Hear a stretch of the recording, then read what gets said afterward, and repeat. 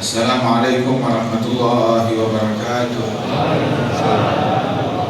Alhamdulillah wassalatu wassalamu ala sayyidina Rasulillah Sayyidina Muhammad bin Abdullah wa ala alihi wa sahbihi wa wala. Ba'd, kita bersyukur kepada Allah Ta'ala yang menghadirkan kita di majlis yang penuh berkah, majlis Al-Habib Ali bin Abdul Rahman Al-Habsyi. Mudah-mudahan Allah Ta'ala jadikan perkumpulan kita perkumpulan yang dirahmati oleh Allah Ta'ala, dan Allah Ta'ala mengangkat derajat para guru-guru kita, masyayikhina bil khusus sahibul majlis Al-Imam Al-Arif Billah Al-Qutub Al-Habib Ali bin Abdul Rahman Al-Habsyi, dan memberikan keberkahan kepada segenap keluarga besar beliau, akhina Al-Habib Ali bin Abdul Rahman, dan segenap para kiai, para habaib, para guru-guru, para asatidzah, para hadirin, para hadirat. Insyaallah Allah Ta'ala jadikan perkumpulan kita perkumpulan yang membuahkan manfaat dan keberkahan dan ketakwaan dan hidayah, insyaallah makin dekat kepada Allah Ta'ala. Amin ya rabbal alamin. Ketahuilah bahwasanya Allah Subhanahu wa Ta'ala memerintahkan kita dengan beragam perintah, dan juga ada aturan larangan-larangan dari Allah Subhanahu wa Ta'ala. Perintah dan larangan tersebut ada yang berkaitan dengan hati, ada juga yang berkaitan dengan anggota tubuh kita. Dan ada ketaatan namanya ketaatan hati, ada ketaatan jawarih, ketaatan anggota tubuh. Dan ketaatan hati itu adalah prioritas lebih penting daripada ketaatan anggota tubuh.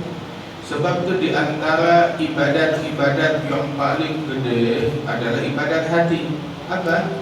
Iman kepada Allah Subhanahu wa Ta'ala, yang tanpa iman apapun gak sah. Iman letaknya di dalam hati, yakin letaknya di dalam hati, dan sifat-sifat mulia letaknya di dalam hati. Ada lagi ketaatan anggota tubuh. Ketaatan anggota tubuh seperti kita sholat, kita puasa, kita zikir dengan lisan kita, mata kita pakai buat membaca Al-Quran, kemudian juga kita bersedekah, kita berinfak, kita nyembelih hewan kurban, kita pergi haji dan lain sebagainya. Itu ketaatan anggota tubuh. Kemaksiatan juga ada kemaksiatan hati, ada kemaksiatan anggota tubuh. Dan kemaksiatan hati lebih jahat, lebih bobrok, lebih dibenci oleh Allah daripada kemaksiatan anggota tubuh. Di antara kemaksiatan hati itu yang paling gede adalah al-kufur wa syirik billah wa syak fillah, meragukan keesaan Allah, meragukan keberadaan Allah. Ada kufur, naudzubillah min dzalik. Dan kufur itu letaknya di dalam hati. Syirik pun juga demikian. Nah, di antara maksiat-maksiat anggota tubuh ya, seperti zina, seperti mencuri, seperti ngelihat yang haram, seperti berghibah, seperti namimah, seperti berdusta dan lain sebagainya. Alhasil, baik itu hati ataupun anggota tubuh, semuanya wajib kita jaga dengan baik. Dan hati tersebut, hati alladzi alaihi al-madar, porosnya itu berputar di seputar hati. Sehingga Rasulullah SAW beliau menyatakan, ala wa inna fil jasadi mudghah idza saluhat bihi sa'irul jasad wa idza fasadat sa'irul jasad. Ketahuilah di dalam tubuh itu ada segumpal daging, yang mana apabila dia benar, anggota tubuh semuanya bakalan ngikut jadi benar juga. Apabila dia menyeleweng, menyimpang, dia bobrok, maka otomatis anggota tubuh yang lain juga bakalan terkontaminasi. Apa bagian dari tubuh tersebut? Nah, itu disebut al-qalb, jantung. Itu kalau kita mau bicara tentang fisiknya.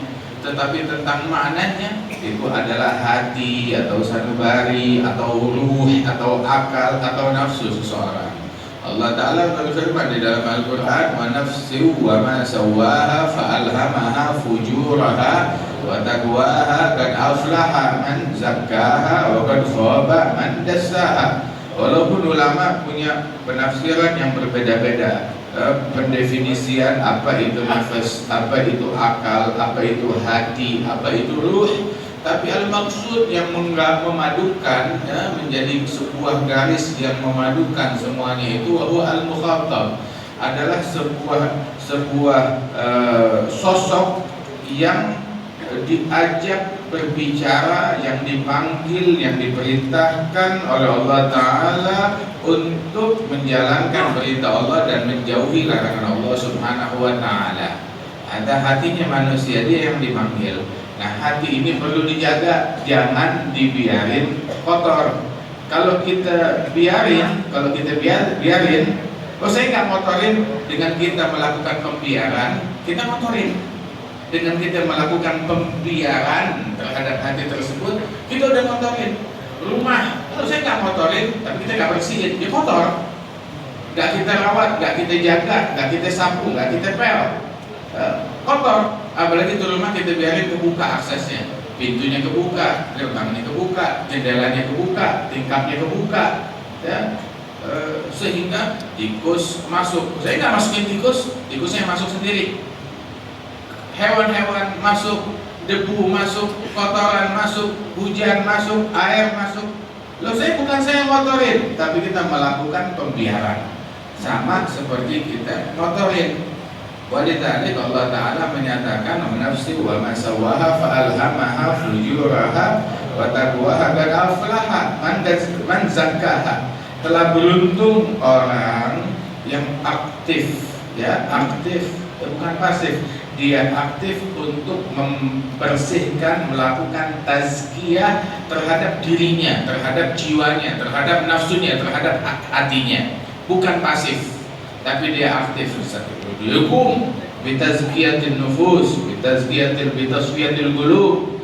Dia bergerak untuk membersihkan hati. Dia bertindak, dia bergerak untuk menata nafsunya. Aktif. Nafsi wa man yukum bitazkiyah. Wa qad khaba man dasaha, dan rugi orang yang mengotorinya. Dia melakukan pembiaran sampai hatinya jadi kotor. Nah, hati kalau udah bersih, bercahaya, maka otomatis mata nggak bakal ngelihat yang buruk, bakal dijaga matanya. Maka hati ini yang menjadi pembenteng terhadap matanya dia, menjadi pengendali, menjadi supir, menjadi kusir terhadap matanya, sehingga dia kekang matanya. Apa yang boleh dilihat, apa yang nggak boleh dilihat. Begitu juga telinga, apa yang boleh didengar, apa yang nggak boleh didengar.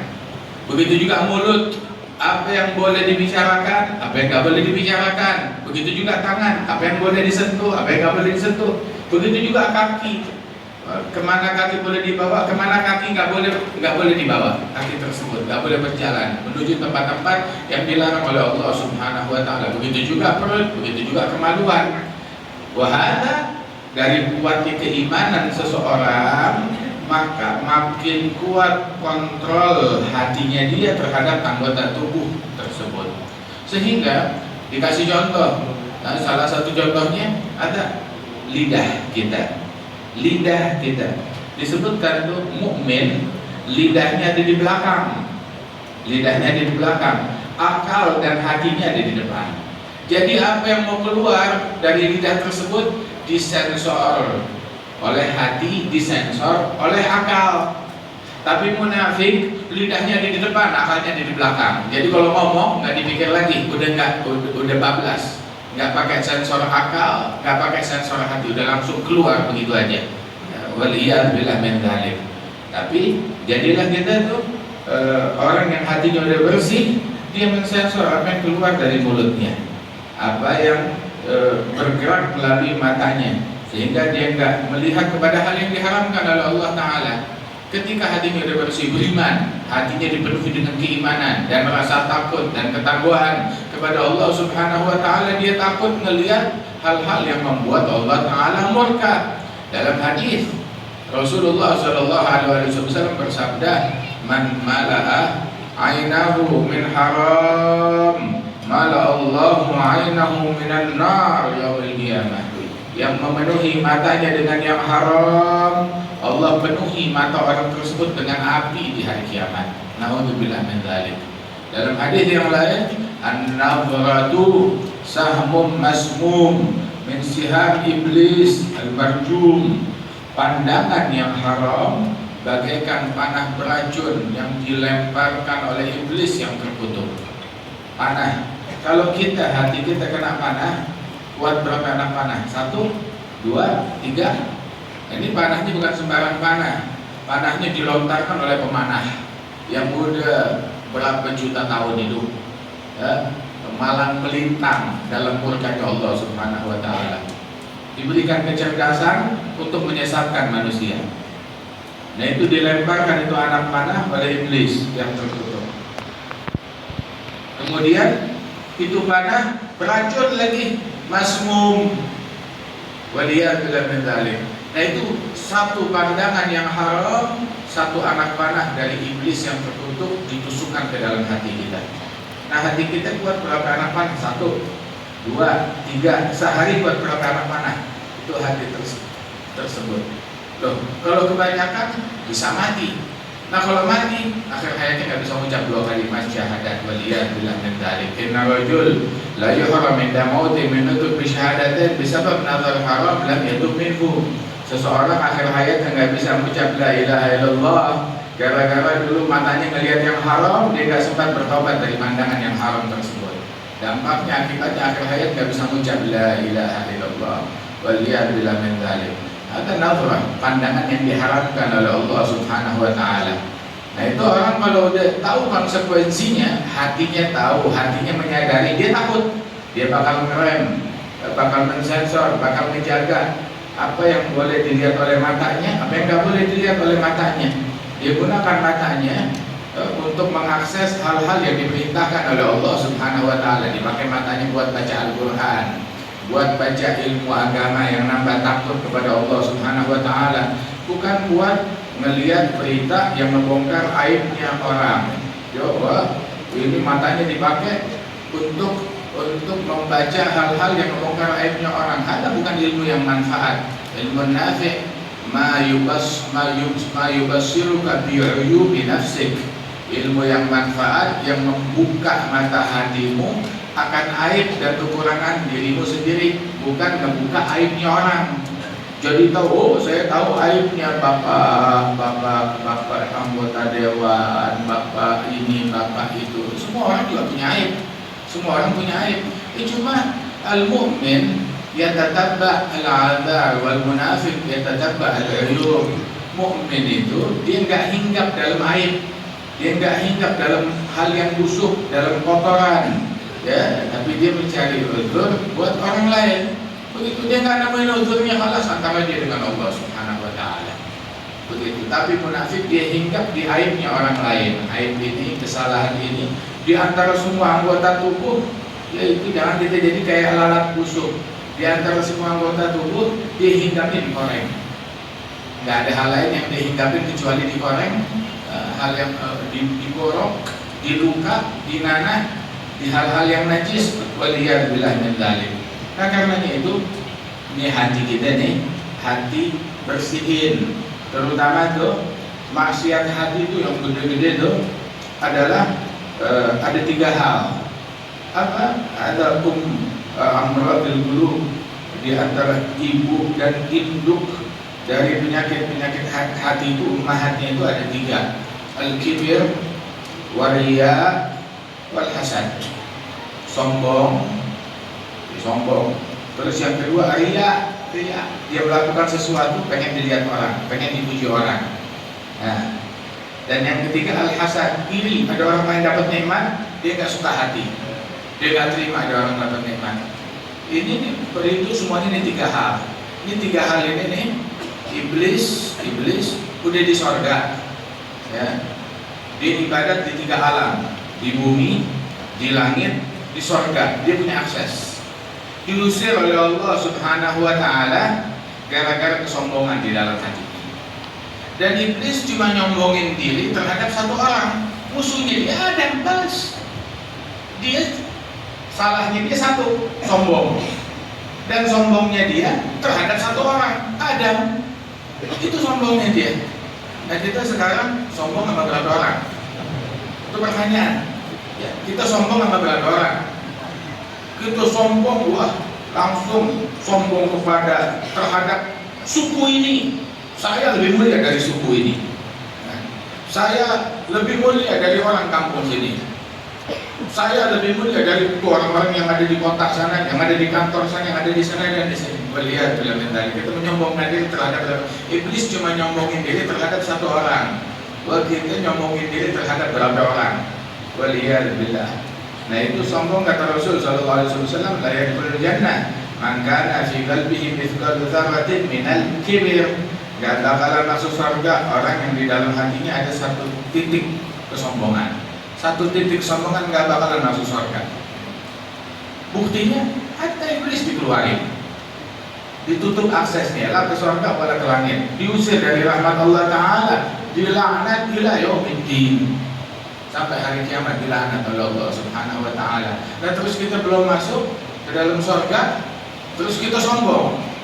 Nah, jangan kita menyombongkan diri. Sombong itu menganggap diri lebih baik dari salah satu makhluk Allah, menganggap diri lebih baik dari salah satu makhluk Allah Subhanahu wa Ta'ala.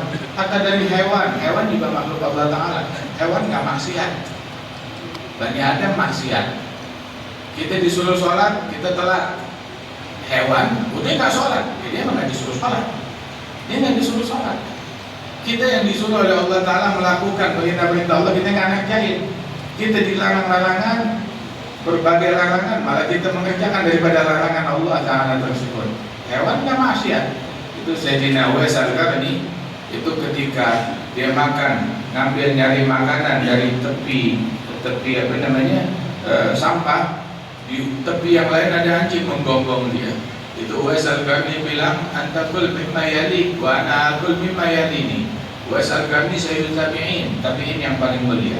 Dia bilang kepada anjing, kamu makan bagian kamu, saya makan bagian saya. Saya nggak musir kamu, kamu jangan musir saya. Saya nggak mengklaim diri saya lebih mulia dari kamu.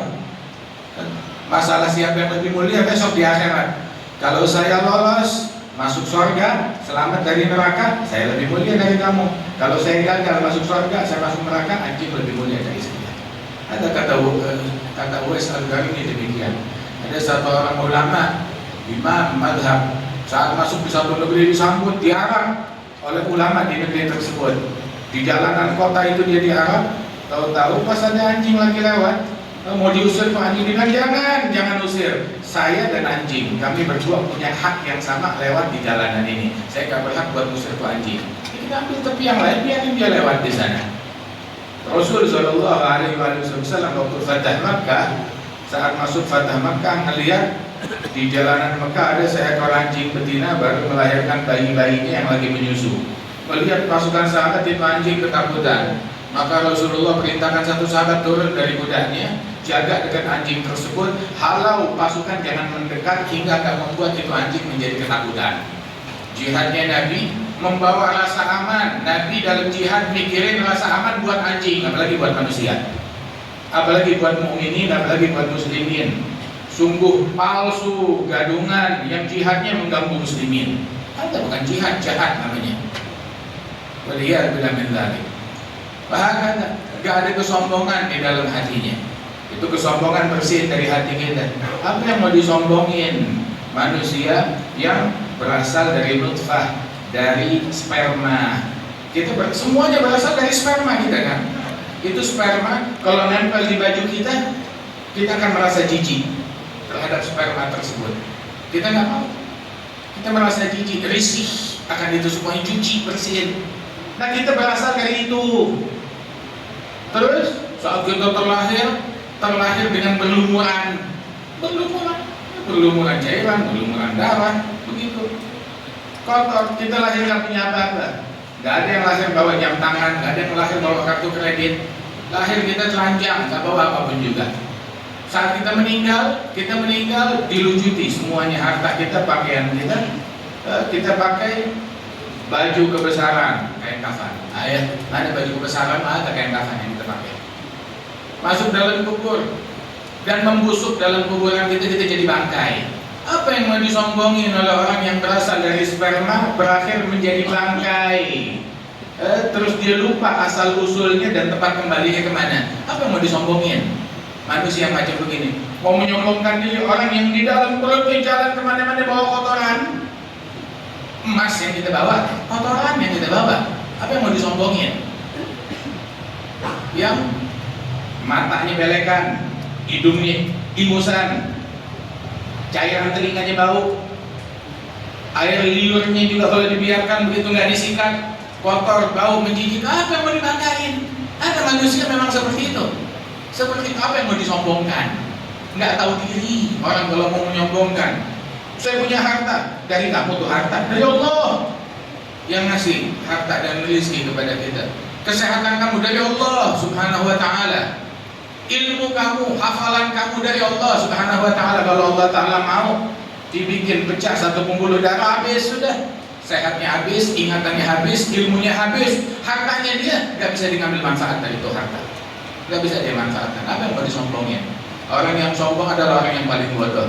Begitu juga orang yang iri, yang hasud. Tahu nggak iri hasud? Ada orang dapat nikmat, dia nggak senang hati. Ada orang lain dapat nikmat, nggak senang hati. Orang yang hasud, yang iri, nggak senang hati kalau ada orang lain dapat nikmat, dia nggak bisa menikmati apa yang dia punya. Sibuk dengan nikmat di tangan orang lain, nikmat haknya orang lain, dia sibuk, matanya lihat situ, dan dia nggak bisa menikmati apa yang dia punya. Yang dia punya dia nggak bisa menikmati.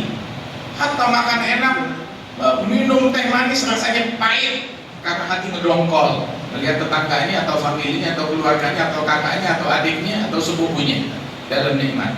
Dia nggak bisa menikmati yang dia punya. Nikmatnya orang nggak bakal sampai kepada dia. Dan orang yang macam begini di dunia nggak bakalan bahagia, akan selalu menderita. Di akhirat masuk neraka. Al-hasad ya'kulul hasanat kama ta'kulun nar al-hatab. Sifat iri ngebakar, ngegrogoti pahala kita seperti api menggerogoti kayu bakar. Ente sholat 1000 rakaat angus, puasa tiap hari angus, baca Quran tiap hari hangus, itu pahala kita hangus. Mau amal ibadat apapun semuanya bakalan hangus. Kalau di hati ada satu sifat hasad, sifat iri kepada satu orang. Kalau dia irinya kepada 2 orang, 3 orang, 4 orang, mendingan jadi orang yang bersyukur, nikmatin nikmat yang dia punya. Itu orang tua dulu tuh sampai bilang bahwasanya jangan sibuk sama ayam, sama daging di piring orang lain, ya ikan di piring sendiri di gondol kucing. Dia nggak bisa menikmati apa yang dia punya. Begitu juga orang yang hasad adalah orang yang paling kurang ajar terhadap Allah Subhanahu wa Ta'ala. Orang lain yang dia iri karena tidak dapat nikmat, itu orang dapat nikmat, mau itu tahta, jabatan, atau nikmat akhirat, kewalian, atau keilmuan, atau dakwah, atau kesuksesan dunia akhirat. Yang ngasih dia siapa? Siapa yang ngasih dia? Allah. Dan orang yang iri, yang hasad, nggak suka itu orang dapat nikmat, seolah-olah ngaco Allah, nggak bisa ngatur. Kok dia yang dikasih sama Allah? Nggak benar nih Tuhan. Pengen aja jadi Tuhan. Ada orang yang paling kurang ajar. Makanya orang yang hasad, orang yang iri, gak bakalan masuk surga. Di dunianya dia menderita, di akhirat dia menderita. Alladzi li ghairik la yasil ilaik walladzi yusim lak hasunun ladaik. Yang buat orang lain gak bakalan nyampe ke dia. Yang buat dia akhirnya dia gak bisa menikmati. Dan orang yang hasad adalah orang yang paling kurang ajar terhadap Allah Subhanahu wa Ta'ala. Maka orang yang macam begini emang udah sepantasnya disiksa. Nauzubillah. Sama itu satu lagi tuh induk penyakit hati, tahu apa? Riya. Sholat, puasa, zikir, ngaji, pengen dilihat oleh makhluk, seolah-olah Allah doang yang tahu, nggak cukup. Ya, masa Allah doang yang tahu. Saya sholat, Allah doang yang tahu. Gagal. Fulan mesti tahu, netizen mesti tahu, tetangga mesti tahu, keluarga mesti tahu. Hadza riya, nggak merasa cukup dengan pandangan Allah, masih mencari, pengen dilihat oleh makhluk. Dan terus orang yang riya adalah orang yang kurang ajar, menganggap remeh pandangan Allah Subhanahu wa Ta'ala, seolah-olah pandangan Allah doang yang tahu, nggak cukup, nggak ada artinya. Yang penting manusia tahu, Allah nggak tahu nggak apa-apa. Yang penting manusia tahu. Nauzubillah min dzalik. Kalau dia sedekah, ya begitu. Kalau dia sholat, ya begitu. Kalau dia ibadat, begitu. Orang dulu, ulama-ulama terdahulu menyembunyikan ketaatannya lebih daripada kita menyembunyikan kemaksiatan kita. nggak mau ketaatannya diketahui oleh orang lain, dia sembunyikan sebisa mungkin. Sholatnya disembunyikan, ngajinya disembunyikan sebisa mungkin, kecuali yang nggak mau kelihatan ya sudahlah. Begitu. Terus sampai ulama bilang amalan yang kelihatan sama manusia lain itu yang terlalu banyak berharap pahala di situ. Amalan yang kelihatan orang jangan terlalu berharap ada pahalanya. Ya mudah-mudahan ada pahalanya, tapi jangan terlalu berharap. Cari itu amalan tuh yang nggak kelihatan sama orang lain. Itu Sayyidina Junaid bin Muhammad Al-Baghdadi. Akhir setelah beliau meninggal dunia, ada muridnya memimpikan beliau, ya Maulana, kaifa haluk, ma fa'alallahu bik, bagaimana keadaanmu, apa yang kamu terima di akhirat sana? Ini ulama besar, santrinya banyak, pengikutnya banyak, sampai sekarang masih diteladani orang. Itu beliau bilang dalam mimpi yang dilihat oleh muridnya, dia bilang, zahabat tilkal isyarat wa faniyat tilkal ibarat wa ma nafa'ani ghairu rukai'at raka'naha fi jawfil lail. Celoteh saya habis. Celoteh yang dulu saya celotehkan, yang dulu saya ngomong, ujangan, nasihat, wasiat, yang viral kemana-mana, habis, hilang begitu aja. Ada Junaid sahibul ikhlas, bapak moyangnya ikhlas. Dia bilang tuh ucapan celoteh saya habis, hilang semuanya. Ungkapan-ungkapan saya lenyap, musnah. Yang betul-betul saya bisa ambil manfaatnya adalah rokaat yang saya sembunyikan di tengah malam. Dalam tahajud saya, nah itu yang betul-betul saya manfaat di akhirat. Allah mudah-mudahan anugerahkan kita keikhlasan. Allah Ta'ala anugerahkan kita kesucian batin. Kita dikasih sisa hidup, di dalam hidup kita ini, gunakan hidup kita buat ngebersihin hati kita, buat ngerawat hati kita, buat ngejaga hati kita, jangan dikotorin. Jaga akses masuk ke hati, ya, yang akses masuk dari telinga, dari pandangan mata, jangan sampai ada masuk hal-hal yang bisa ngotorin hati tersebut. Mudah-mudahan Allah Ta'ala selamatkan hati kita jika kita dibangkit hari kiamat. Kullu wahid minna biqalbin salim, yawma la yanfa'u malun wala banun illa man atallaha biqalbin salim. Allahumma sallim qulubana, Allahumma inna nas'aluka al-qulub as-salima warzuqna kamal al-istiqamah wa adhifna bi anwa'il karamah wa ihfazna min mujibatin nadamah fi dunya wa yawm al-qiyamah. Ihfazna min al-hasad, ihfazna min al-kibr, ihfazna min al-riya, ihfazna min al-ujub, wa ihfazna min jami'i amradil qulub birahmatika ya 'allamal ghuyub wa ya muslihal qulub wa ya sakil judub wa ya arhamar rahimin. Sallallahu ala sayyidina Muhammad an-nabiyil ummi wa ala alihi wasallam. Akhiru da'wana alhamdulillahirabbil alamin. Assalamualaikum warahmatullahi wabarakatuh.